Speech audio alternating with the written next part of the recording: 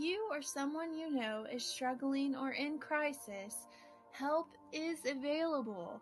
Please call or text 988. The number is being given today, so we don't have to light this candle to remind us of another life lost to suicide. There will be better days ahead.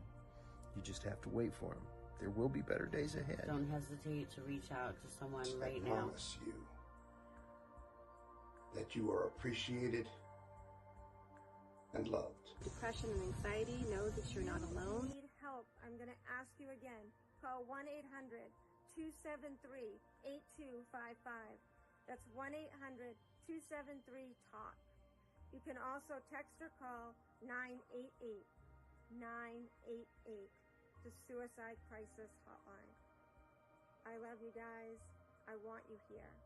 Please help each other.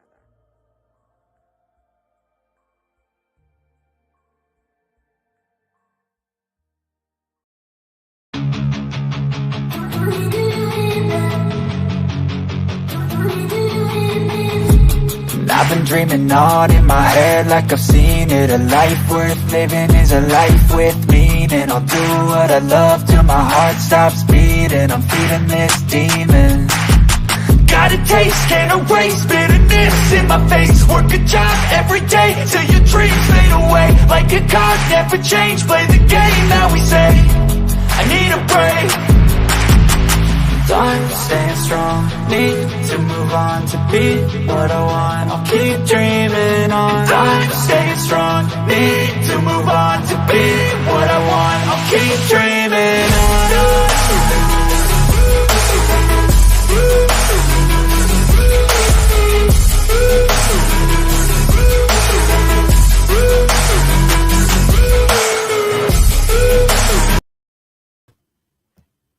Hello and welcome to another episode of The Jam Session Goes Underground. I'm your host, DJ Jazzy J, and I'm going to start off by explaining my DJ name. I've never really explained it, and trust me, this ties in with today's guest.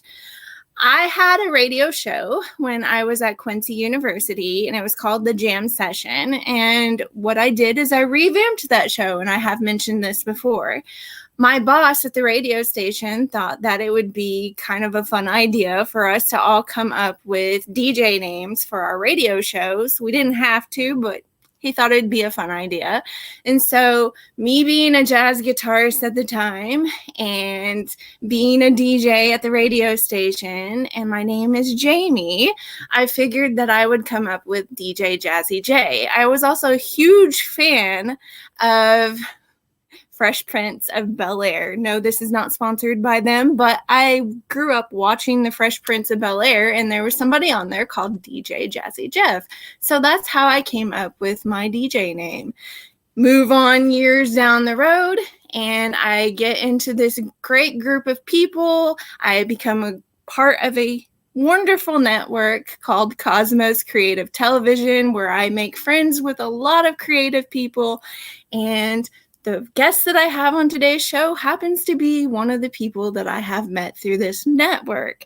I said, well, since I'm revamping my jam session show, maybe I should come up with a new DJ name. And this person decided to say J-Love. So that's how I came up with DJ Jazzy J-Love.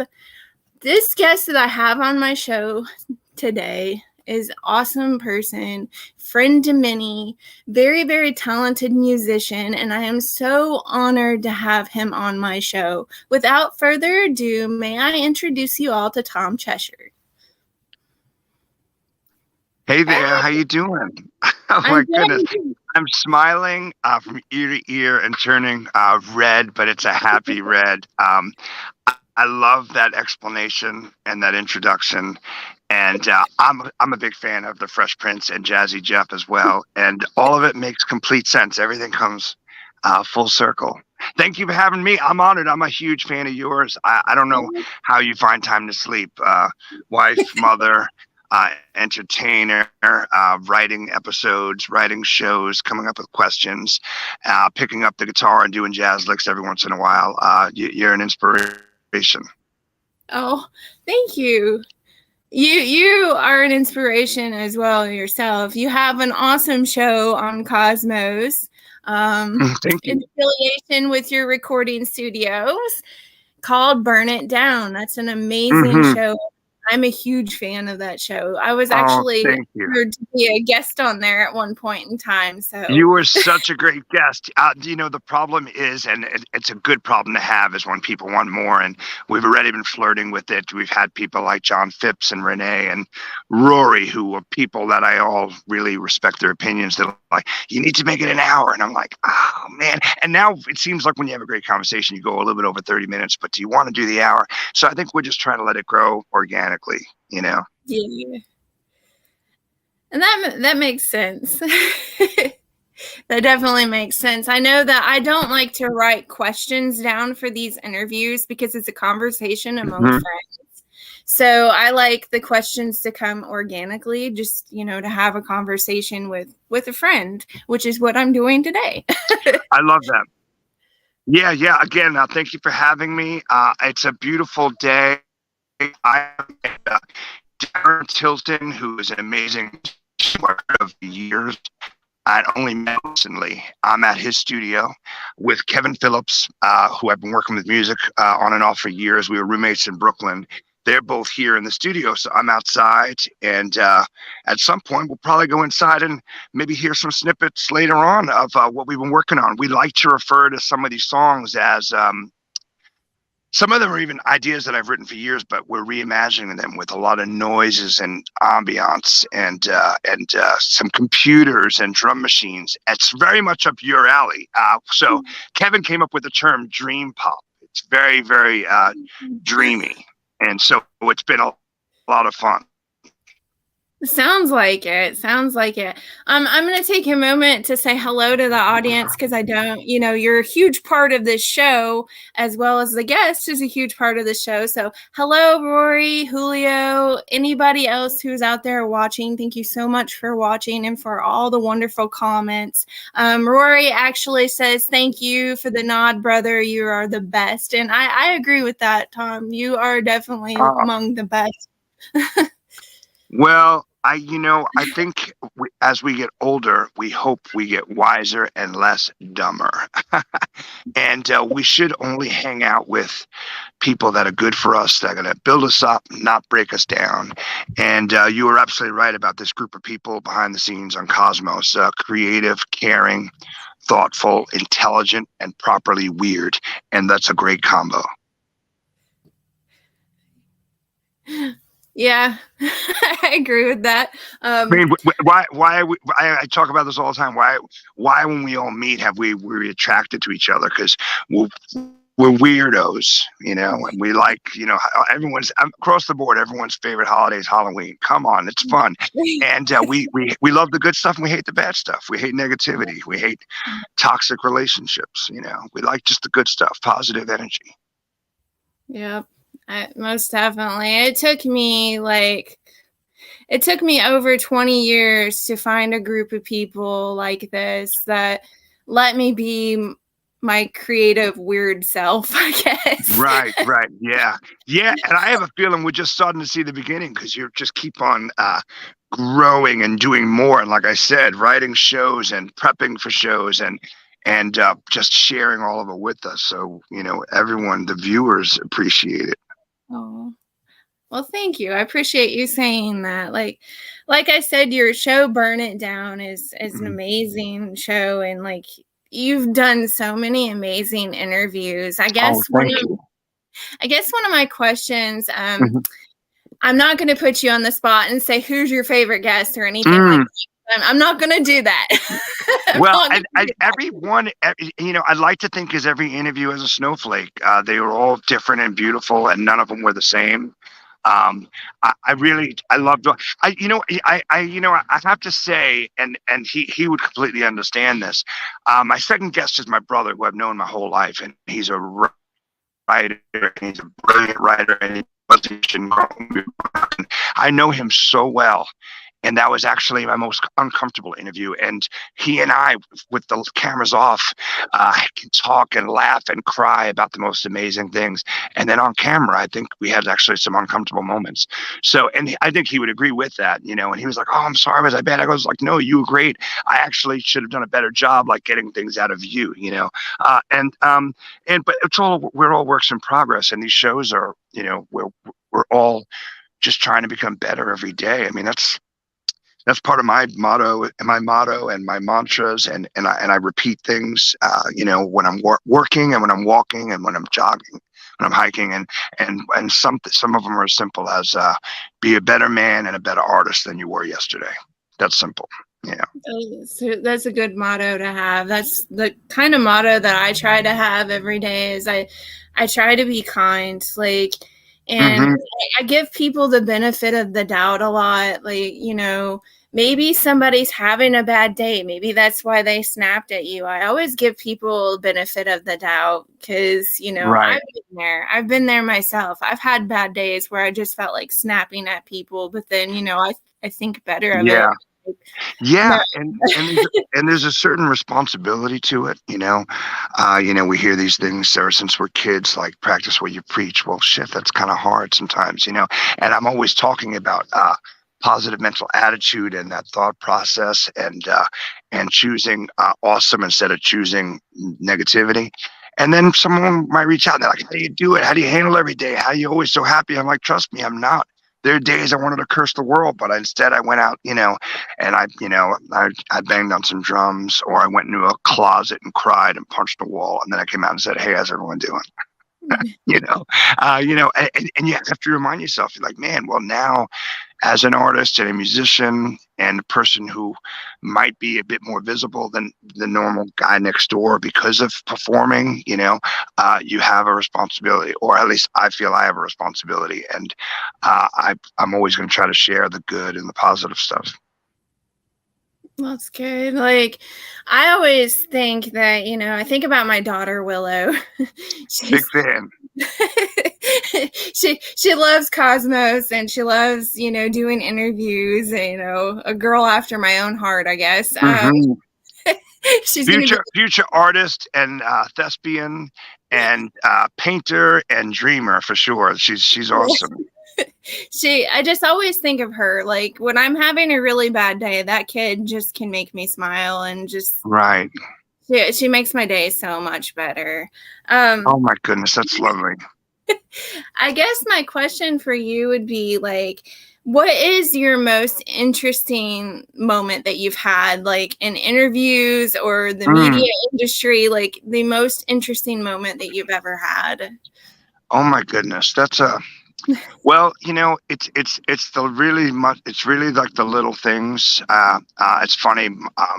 Marlo Sanchez, who is one of my greatest friends, who played with me in a band called Rent Boys years ago, and we've always tried to share time on stage and off the stage. And then we were in a band called Prowling Wolves together. And I was like, "What do you want for your 50th birthday?" He goes, "I'd love to have Rent Boys do a reunion." So this band that was something like 25 years ago, we're going to get together and play, and that's lovely. And so now we're on a Zoom call, and we're having our first practice tomorrow night. The show is in November, and we were talking about the first tour we did, and it was the summer of 1999. And you have, you're playing in a broken down club behind like a deli outside Washington, D.C. Next show is in Virginia. Next show is in Baltimore, Maryland. And you might be playing in front of 4 people. And it was just this depressing thing. And then a friend of ours hooked us up who had basically bought in a club in New York City.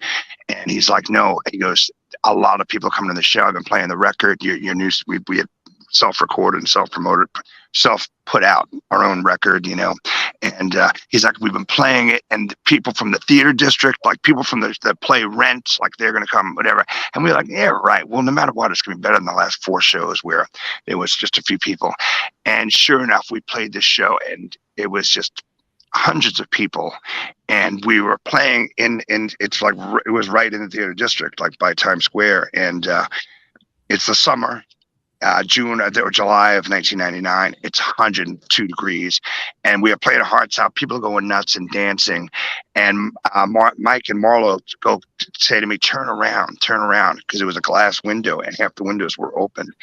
And we turned around, and it was like traffic in New York City stopped. Cabs, all the red lights stayed red, and people were dancing in the street. People with umbrellas. They were like homeless people that looked like they were rejuvenated with life, and they were just looking at us and just dancing. And I was like, oh my goodness, that is one of the. I just got chills talking about it, even, you know. And I was like, man, that was a great time, you know. And I know nothing really much more came of that band, but what a wonderful time. And we also made a lot of people happy for a little bit. Yeah. Yeah. And that's what you aspire to do as a musician or an entertainer. I've said this several times on my show, but it bears repeating. Like, you know, I've asked people, you know, what's the best concert that you've ever played, or what's the best location that you've ever played? And I always revert back to, it doesn't matter how many people are in the room. It just matters that the people are taking in your music and actually, you know, digesting it and listening to every word. And it's just, that's what's best, you know. And I had a lady come up to me after one of my solos in the jazz ensemble, and she's like, you did a really good job. And if she was the only audience member in the crowd, then that, to me, that's worth it. Yeah, that's amazing. I agree 100%. You know, the reason why we love everything about what we do is because we're fans first, you know, and that's why we relate to each other, because we're all performing and sharing our love and passion for music and the art of storytelling with others. And that's why we relate to each other. And anytime anyone asks, you know, me for advice on how they want to approach getting into, let's say, music or recording or the industry or the business, whatever way you want to describe it, I always say, well, if you're doing it to just become huge or make money, you're probably going to set yourself up for some disappointments, you know. I feel so wealthy with the community and the brotherhood and the sisterhood of people that I've met over the years, yourself included, everyone else watching, you know, this community, this family. And it's the best feeling. And then when the shows are great, that's just the most awesome icing on the cake. Yeah. It's like we've become a family. Like Cosmos truly is a family of people. And I mean, what a family to have, you know, extra family to have. It's the best. Yeah. It's a good feeling. Yeah. I mean, I'm proud to say that I'm really close to both of my folks, and I'm lucky that they're both still around and alive. And but there was a time in my youth I wasn't that close to them, and my dad and I have become really, really close, where I'll go to his house and we'll open up a 6-pack of Stellas and basically get in the garden and help him dig and plant. And I'll put on, you know, Willie Nelson's The Red-Headed Stranger or Frank Sinatra record. He loves Frank Sinatra. And we'll blast in the backyard and we're getting our fingers dirty and we're just talking, you know. And we have really, really wonderful conversations, you know. And just a few weeks ago, he was like, man, he goes, you know, some people can't go like their whole life. I'm not saying it's the end of your life, Tommy. You know, he goes, but maybe if they're lucky on one hand, maybe they have 2 or 3 good friends. He goes, you got probably 20 really, really close mates. And I was like, yeah, you know, fortunate son. Yeah, I feel like, you know, this group of people and Cosmos, like yourself included, and everybody, like, it almost feels like going back to being around the campfire and, you know, telling stories and playing music. And I like that so much, because there needs to be more of that, most definitely. Yeah, I love all of it. I've had some great conversations with Renee. Again, shout out to Renee for all the hats that she wears. Another tremendous inspiration for me. But sometimes we'll get deep and talk about this stuff, and I go, I really think we're doing some revolutionary stuff here, because we're creating this new thing. It's almost like we are the new what's next. and I love it, and doing it on our terms, and it's just all good in the hood. Yes, for sure. You said that you're working on some music. Is there any projects that you would like to promote? Oh my goodness, yeah. Well, it's funny because I watch your show all the time, so I'm a big fan. And I love your new intro. And I forget who it was you were talking to recently. Oh man, see, now I'm terrible. It's a lot going on. Well, I basically, you guys had gotten a really great conversation. I think it was the two guys in that rock band. They were like right next to each other, and talking about like the music business. And that's, I was mentioning this earlier, when people ask me, like I just did an interview the other day with this woman, and she was asking me about the music business, and I was like, well, man, I just don't know if I'm the proper one to answer that, because I've had some wonderful success. In 2012, actually, we're probably going to be reissuing that West End Motel record. I did put out a record on Warner Brothers. That was 10 years ago. And December, it'll be 10 years. So I think we're going to be reissuing that record. And I love that record. And that's cool that I was on this major label for a minute, but they actually really didn't do much for us. As a matter of fact, the next record we actually sold more copies of on putting it out on our own, So I guess my point is it's such a weird thing, because my love of music and sharing stories and performing them is tremendous. And I'm not a good person to talk about the music business.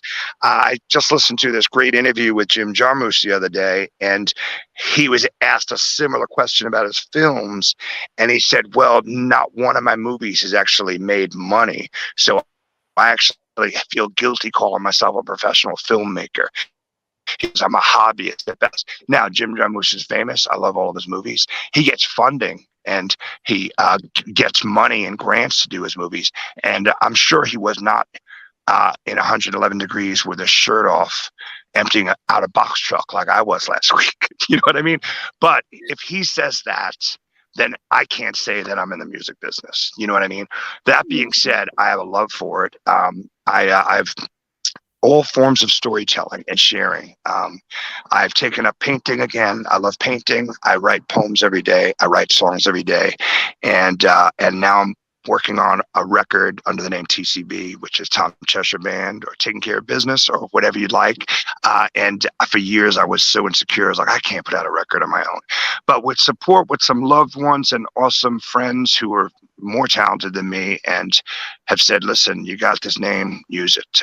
So we're 8 songs into it, and I'm having so much fun. And then today, Kevin Phillips, a great friend of mine, and Darren, which you see, he's got monsters in his house. We're going to go in the studio later, and we're working on this dream pop record. And as we walk in the studio later, you'll hear some wild sounds.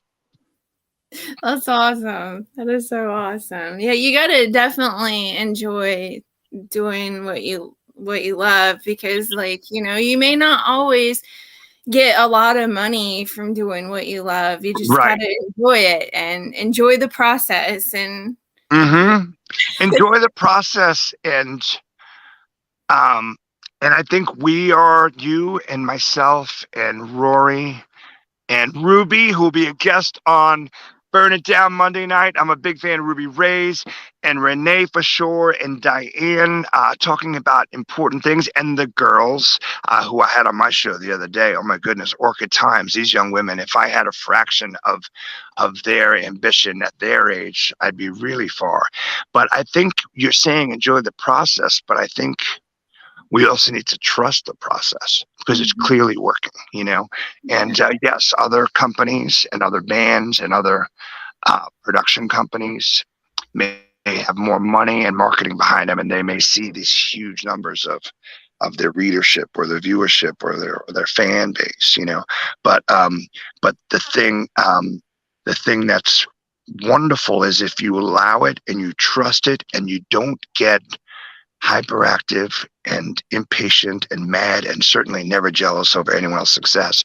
I always say one fan at a time, and I get messages on Facebook and Instagram from people all over the world. Like, my grandfather died, Lady in Italy, and that song Long Time saved my life. And I'm like, really?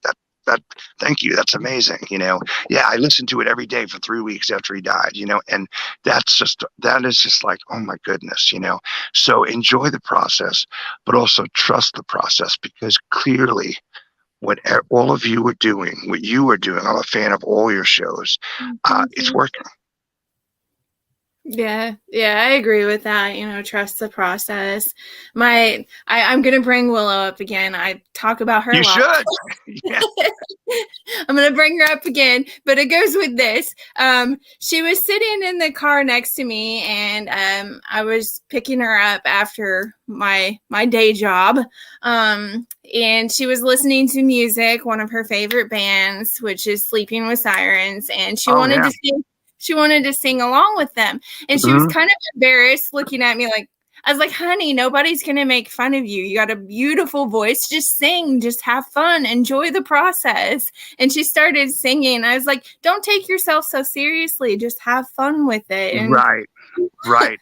Yeah, I love that. And I love inspiring young people. I had lunch with my niece, my daughter's youngest, and she is just an amazing human. And a couple of years ago, she was into this style of music called K-pop, and so I'm like, oh, you still into K-pop, and she got all embarrassed. She's like, Uncle Tommy, no, I moved on from that. And I'm like, no, that's wonderful. I was like, music's the only thing that, even if someone doesn't play music, that it's common all over the world. If someone has a bad day, they'll listen to music. And if someone has a great day, they'll listen to music.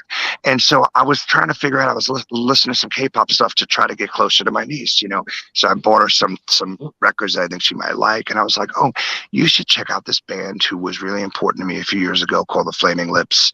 And they have this really beautiful song called Race for the Prize. And it's real dreamy, a lot like the stuff I'm working on today in the studio. And she was, she was like, oh, thank you, Uncle Tom, and she's like, I like it, but I don't know if I like it. I was like, I am not pushing it on you at all. I just love that we have something to talk about. And I wanted to tell you that I liked it at a certain point. And then a few weeks later, she's like, I listened to it a few times. That song's so beautiful. It sounds like a dream. I'm like, yeah, doesn't it? It's so exciting. Right now I got tingles in my brain just talking about it. Music. By the way, Flaming Lips are an awesome band. I still love them. Yes. Yeah. Proper weirdos. I love the Flaming Lips. They're awesome. Yeah, they're so good. Music's just so powerful. Like, if you don't speak the same language, music can definitely bring people together from all over. Like, you don't have to speak the same language. It has the power of bringing people together, and it's just an amazing thing. It does. Some of my favorite experiences or shows that I've gone to, I'm not a big fan, although when I was a boy, I went to big arena shows and saw some of my favorite bands that I still listen to, like The Cure and Depeche Mode and stuff. But arenas really don't do much for me. I like more of an intimate setting. So like a smaller venue, I enjoy it. And that's when you're next to people and a stranger puts their arm around you, and they might have a Guinness in their hand or a tea, and they'll get spilling everywhere, and they're singing along. And really, other than joining a cause or marching in a parade or joining a riot for the right reasons, that's got to be one of the greatest feelings in the world. Yeah, most definitely. Like I went to the House of Blues and watched what was it? Flogging Molly. I went and seen the band Flogging Molly and ended up in a mosh pit. And it was just, that was so much fun. Like, just everybody, dancing and smiling and just having fun. That is completely wild that you mentioned them, because they have done so much for my career. I actually flew to Denver and sang for Nathan Maxwell, the bass player of Flogging Molly's wedding. He asked me to sing a Nick Cave song at his wedding. And they've taken me to Europe. I've toured with them. I played with them on their cruise ships in the Bahamas. And I played with them just a couple of years ago, opened up for them in New York City. And they are the nicest, most positive humans. And Dave King, the singer, is like 68 years old. The energy he has is amazing. Yeah, I love Flogging Molly. They're one of my favorites. Oh, they're so good. They just put out a new record. People are going to think me and you planned this. No, I did not. You're going to mention that. Yeah, they are very good friends of mine. Matt Hensley so awesome. was a pro skateboarder, the accordion player. And he actually, again, another person did a lot for my career because him and my friend Stormy, shout out Stormy, they put out these skate videos like in the 90s and put my band Rent Boys, that's doing the reunion, in these videos. So that's kind of how I got a little bit known out there, you know.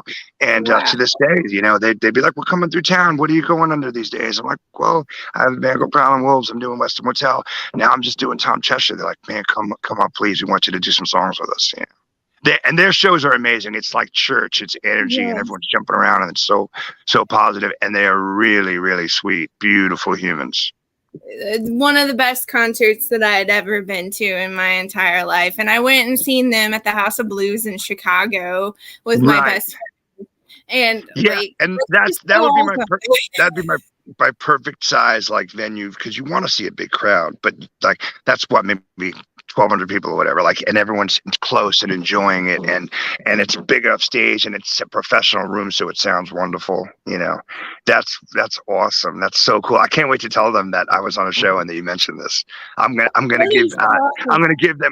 text them after we hang up, and because Nathan and Matt I talk to all the time, I'm gonna tell them that we were talking about. Tell them I'm a huge fan. I will. I will. Nathan and his wife just, he had a band called the Money Gang, but he's got a new band with his wife. And they're really, really good. It's very much up your alley. She sings, and they're totally going like the gothic, like Nick Cave thing. And it's really beautiful. I'll get them to be a guest on your show. Oh, that would be so amazing. That would be so awesome. Thank you so much. I appreciate it. Yeah. That is so cool. See, y'all, Tom Cheshire, he's got the hookups. He knows people. Yeah. I love it. I love, you know, like I said, I love the whole style of, the jam session going underground. It's a great show. You've had such interesting guests, and it's all across the board. And I'm with you. I'm a fan of metal. I'm a fan of cabaret. I was a new wave and a punk rock kid. But I've been listening to so much old country lately, and I love like 80s hip hop. You know, to me, there's good music and there's bad music. So I think there's good metal and there's shit metal, and there's good rap and there's horrible rap. And you know, if it's good, it's good. If it connects with you, and you wind up singing along to it, and the message is great, or the story is great.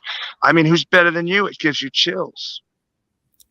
Yeah, most definitely. And I have to admit, Flogging Molly kind of got me through college, because like that's great. I had like a depressing time in college. Like things just weren't going well. I had some issues when I was at Quincy University, and Flogging Molly was one of the bands that got me through it. Like I have them for getting me through it. Like, they're very positive.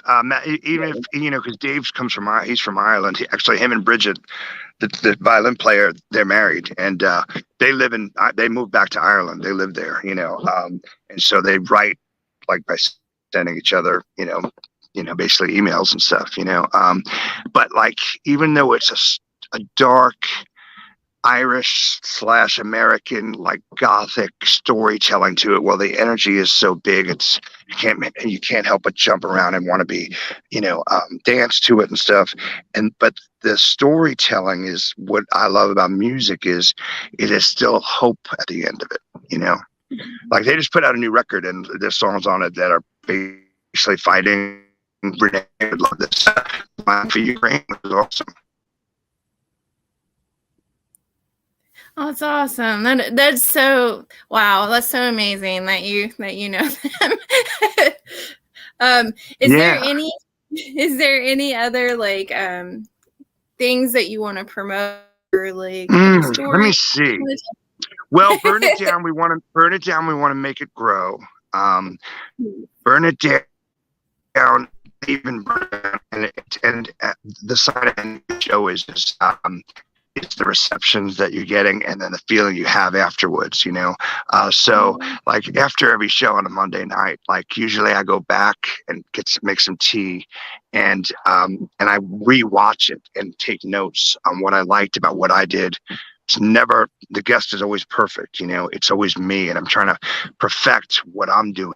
I want it to be very natural conversation like you and I are having right now, and I want that show to grow because I love it, and because I mean, like those guys, like they'll eventually be a guest on Burn It Down. I have been very fortunate that people I played with all over the world that I know I can get them when they're not on tour to do an interview or a conversation, and I just want that to grow along with your show and Rory's and Sandy D's and Ruby's, and then even our other friends from the other other channels, like the Socially Distant Fest guys like Gregory and Julio, who's my brother.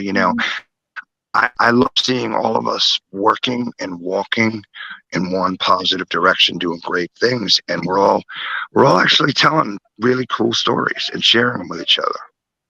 Yes, most definitely. I mean, that was the original goal of the Jam Session Goes Underground, is to network and to bring people who maybe they have, been on the brink of fame, and then other names that have not been as well heard of together. Right. I love that idea. Network. Yeah. I love that idea, and I think you're going to achieve that too, and you're getting closer to it. And speaking of that, like I've had people come up to me that I don't know that well, and I know they don't mean anything by it, and in one way I know they mean it as flattery, but in the reality it's usually a backhanded compliment. But I've had people say, aren't you pissed off, like all the stuff you've done, and you were on this level, and aren't you pissed off you're not more famous? I'm like, no, not at all. I appreciate the ride. I'm here for the ride. I appreciate every opportunity. I mean, West End Motel, we played a show in New York, and I met this old lady at the show who was with Warner Brothers, and I was very nice to her, and I don't think she really liked our show, and maybe we just had an off night, and she left in the middle of the set, and I was like, what happened with that lady? And she's like, she wasn't feeling it, and I was like, that's okay, man. I was like, man, I was singing my heart out, whatever, like that. And then my buddy goes, you know who she was, right? And I go, I don't know. And he tells me her name. I can't remember. He goes, that's the lady that signed Aerosmith. And I was like, all right, well, I guess I'm not her style. Yeah, she was like 4'7", in the back of a bar. I'm like, goodness gracious, I'm sorry, I'm not rock and roll. Yeah, if I would have known, I would have tried to go bluesy like Steven Tyler. But no, it's all, I'm here for the ride, And I mean, I still never stop. Like, what could I have done different? That's just that would be irrational. My heart's in the right place. My brain most of the time is, and I'm pushing forward, and basically I'm just going to try to spread love and energy and rock and roll and soul and dance and just spread love and positivity. So I guess if I could announce two things, one is November 4th, if you're in Atlanta, the Star Bar, which that's a new campaign I'm fighting for, just found out they're going to demolish it and turn it into ugly 3-story condos. The Star Bar is this wonderful bar that so many great bands have played over the years. Great country. I mean, it's an old 1930s bank. So the actual vault in the bar where the vault was is now an Elvis shrine. I mean, like, Hank Williams, Hank Jr., Hank III's played there. Dick Dale played there. I've played there with so many bands. So Rent Boys are doing a reunion there November 4th. That's in Atlanta. If you're in town, come out. It's going to be wild. And then I just booked today, December 10th. I'm playing a solo show in Philadelphia. I'll probably play Friday night, December 9th in New Jersey, over by Asbury Park area in the Jersey Shore, December 9th. And then Saturday, December 10th, I'm playing in Philadelphia. And those are probably the big shows I'm doing before the end of the year. And I'm going to try to continue dreaming and writing and putting out new material and making people happy, making people think and make people happy. Make people think, motivate them, make them move, and make them want to go out. I took my brother Scott, like I said, who played drums with me in bands growing up, and then he said he wanted to be a writer, and he is a fantastic writer. And I took him to see Mike Watt, who was in the Minutemen and Fire Hose. And Mike Watt, at the end of every show, as he puts down his bass, he has his sound man put on John Coltrane's "A Love Supreme." And it's just this beautiful horns going. And he goes, thank you for coming out tonight. He goes, I suggest you go home, pick up a pen, pick up a marker, pick up a pencil, write a poem, write a joke, write a story, make a painting, do a drawing, write a book, do something productive and creative. And when my brother Scott put out his first book that made it big, that like the New York Times, even they gave it good reviews, he dedicated it to Mike Watt giving him that inspiration. Oh, wow. Yeah. That's amazing. That's Yeah. awesome.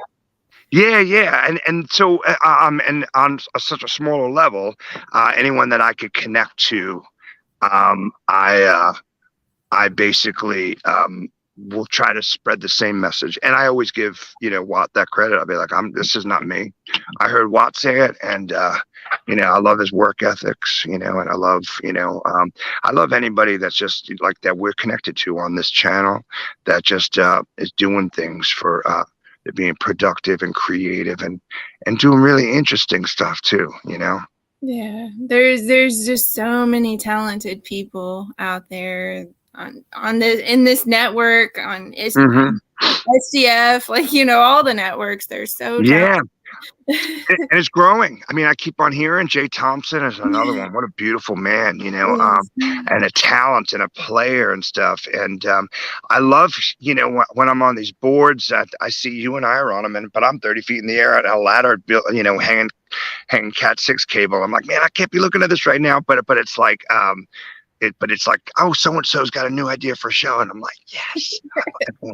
Everyone's operating on all cylinders and just killing it, slaying dragons, Yeah, I mean, I don't sleep because my brain is always going and I'm always thinking of new ideas. And I'm like, God, slow down, Jamie. Just slow down. Here. Oh, I've been to the doctor, and I'm a kind of a guy who's like, if you play, you got to pay. So that means if I've been on tour and I was out up till 5 a.m, hanging out with someone on the roof of a club, and let's just say we drank all the booze and the champagne and stuff, and the next day we're driving the next town and I'm hungover.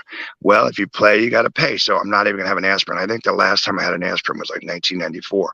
So I don't even take any pills or drugs, and where was I going with this? Oh, I was at a doctor recently, and I was like, what can I do about this sleeping? He's like, well, you don't want to take any drugs. You don't want to take any sleeping pills. There's nothing you could do. He goes, you could work a 15-hour day, come home, do your show, do your thing, walk the dog, go shopping, whatever. Your body is so exhausted. You're going to lay down, Tom, and your brain's still going to be going 100 miles an hour, and it's going to still take you forever to go to sleep. I'm like, oh, so I guess you're saying I'm screwed for the rest of my life. He goes, yes, you are. Yeah, we got too many things we're trying to share with the world, Jamie. That's what it is. We got too much good stuff going on up here and in our hearts, and we want to share with the world. You know what I'm saying? I feel that. And I mean, my daughter's the same way. She does the same thing. Like, she always has ideas. Like, yeah, let's do this, Mom. Let's do this. I'm like, just slow down. Just slow down. Team Willow. I see you guys. I see a bunch of even new shows come up. I know you guys. The wheels are always spinning, and you got some good stuff coming up. What I see now is like when I was talking about Renee Jaworski again. She's become such a great teammate, workmate, and friend, and I've never even met her in person. You I got to meet in person. It was wonderful. But we, I like working with her. We actually don't talk that much. I'll send her a note. She sends me a note. She's like, Tom, easy to work with you. We just get it done. But what I thought about in the beginning of Cosmos, that's even changed already. I'd like to see it have so many cool shows, and we do need to get more help and more people behind the scenes. But because I work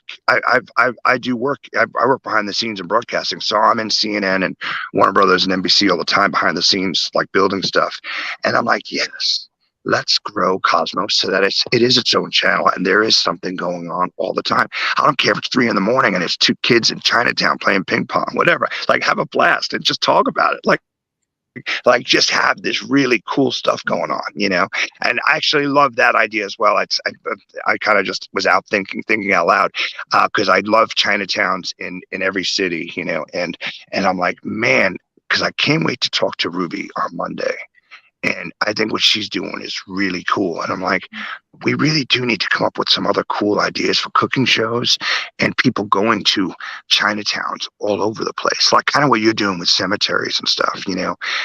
There's just so many really cool ideas of like, man, how cool would it be? It's like, I'm, like if I had a son, and I don't have any children, but I've heard of like, my uncle took his son when he graduated high school, and the goal was to like go to every baseball park in every city.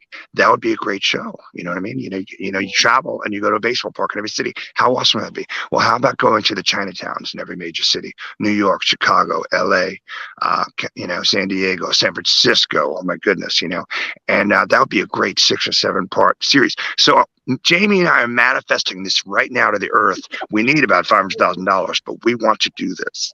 Yeah, there you go. Have a foodie show. You just go and taste test things. Oh man, I mean, yeah, and it's so funny. I was like driving to the studio. I'm like, that'd be a really funny name of a show, like Chinatown all over, Chinatown all over the country, Chinatown everywhere, like and because I love it. I love everything about it. It's just the best. It's the best. Yeah, I mean, Queens, New York, where I'm from.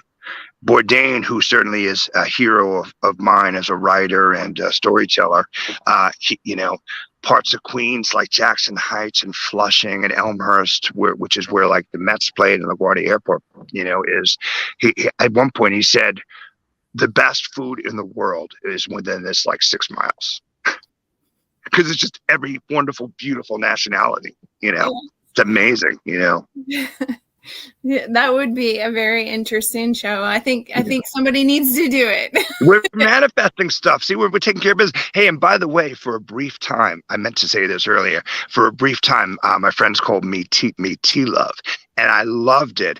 But then some people had to mess it all up, and they go T-Love and special sauce. And I was like, that's it. I'm not T-Love anymore.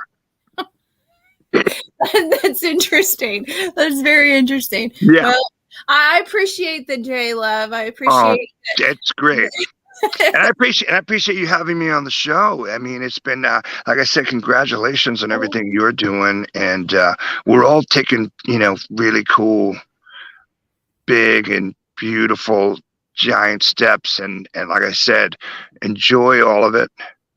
You know what I mean? Like, because if we spend all our time worried about the wrong things,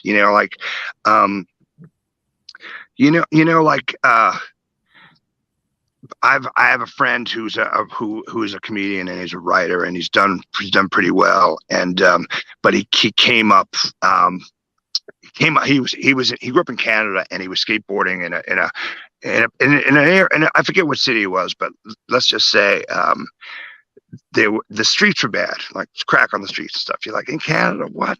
Anyway, the way he told me the story was way better, and it really inspired me. This was in 2012 when I just went through a divorce. I wasn't in the best place mentally, and he just gave me some really good I guess you could say pep talks. And he was like, yeah, man, we were coming up, and there was drugs on the street, and we were skateboarding, and there were potholes everywhere. And we complained about all these potholes when we were skateboarding, And then he goes, and then one day we go to skate down the street, and all the potholes were fixed, and they basically tarred, and they made the streets wonderful.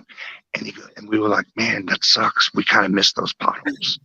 And he goes, and I kind of look at my career that way. I should enjoy those potholes. And now, let me say, he's the lead writer for the Eric Andre show. He's a comedian, and he's wonderful, and he taught me a lot, but he was like, Tom, enjoy this pain and these potholes now, because trust me, when you come out of them, you're going to strive, and you're going to thrive, and you're going to kill it. You're going to slay dragons.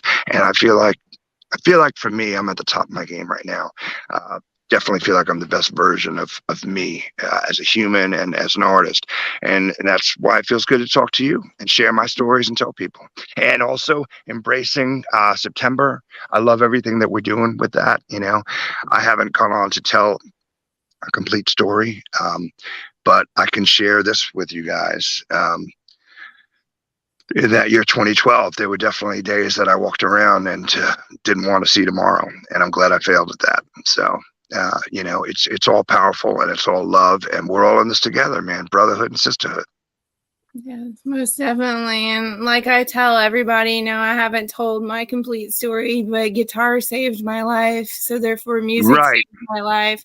And I'm very appreciative for that, you know, playing the guitar and playing in the jazz ensemble and even listening to Flogging Molly and other bands just really helped me through a hard situation. Right. Yeah. And, you know, and the thing is, and I know a little bit of your story. So one love and much love. And I've sent you notes saying my heart is with you, especially last week on the 11th. You don't have to share it, but when you want to, we're here for you. Hi, MM. How you doing? Hey, my brother Julio Morales, Gregory. Oh, man, I'm just now starting to see comments and people are saying nice things about us. We're good-looking people. We're doing all right here. Yeah. Yes, my brother Julio, killing it. He and I sometimes the next level. You know, I'll hear it in his voice, even in something that he posts, and I'll be like, "Are you all right?" And I'm like, "Give me a minute. Let me get off this ladder. I'm coming in there, and we're gonna blast a song for a second." And then I'll call him, and I'm like, "Let me get off this ladder. Are you all right, brother?" He's like, "Yeah, we're gonna be all right. Thanks for the call." And that's what we all got to do for each other. Yes, most definitely. I agree with that. You know, we just gotta lift each other up and embrace each other and be there for all the days, the good days, the bad days, every minute. Right. Yes. Those bad days, we don't want them to add up. You know what I mean? You gotta cut them down like a you know, whatever. I can't even think of it now. But they come and they happen. You know. I try to defeat them if I can. You know. But I think we're doing all right. And I saw that you said you were having a great day. I was already having a great day, but after this conversation, I'm having a fantastic day. Yay. I'm happy for that. I'm glad that you're having a good day. Today has been absolutely wonderful, and I appreciate having you on my show so much. And I'm looking forward to seeing the studio. I'm sure our audience. Yeah. Let me walk in here. We'll say hey to these gentlemen, and then I'm gonna give a salute to you guys and say thank you for joining Jamie and I on the jam session goes underground, and appreciate you guys. Let's see. Cool tiki's going on in here. Let's see where we at here. Yeah, hear music. Yeah, look at this stuff right here. What? Wow. And now we're going to go into the studio. Jamie, let me look at this tiki right here. Oh, wow.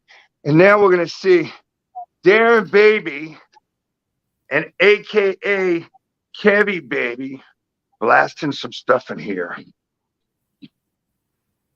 Woo. Hi, guys. Hello, everybody. Kevin Baby and Darren Baby. What's up? Is it Darren? That's Jamie. Say hi. Hello. Wow. Wow. That sounds cool, dude. Is that the new drums? It's something we did a couple days ago. That's what you call a studio solo. Darren and Kevin and Chesh, thank you guys. Thank you. Thank you so much for being on my show. Oh, it was lovely. Like I said, made the day even better. Thank you guys all for watching, and keep the faith and keep on keeping on. I'll see you guys. Thank you so much for having me.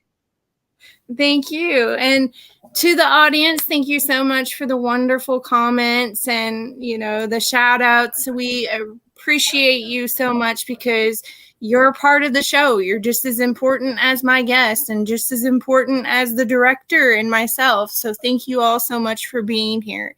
And thank you, Tom, for being on my show. Until next time, catch you all on the flip side. Thank you, bye. I've been dreaming on in my head like I've seen it. A life worth living is a life with meaning. I'll do what I love till my heart stops beating. I'm feeding this demon.